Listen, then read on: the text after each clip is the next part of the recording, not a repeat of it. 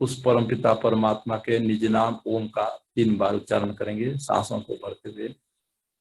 ओम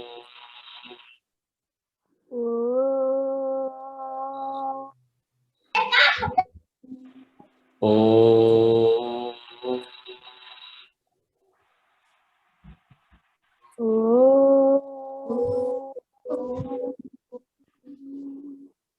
ओम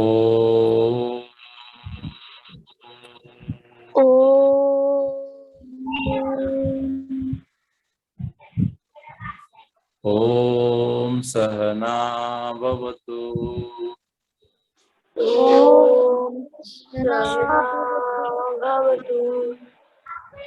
सहनौ भुनक्तु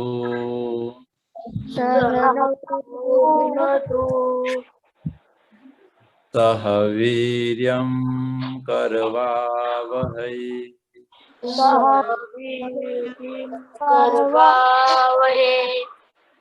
तेजस्विनावधीतमस्तु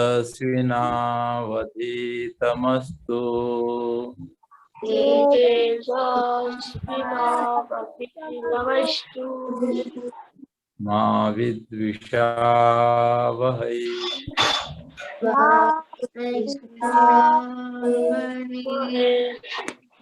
ओम शांति शांति शांति।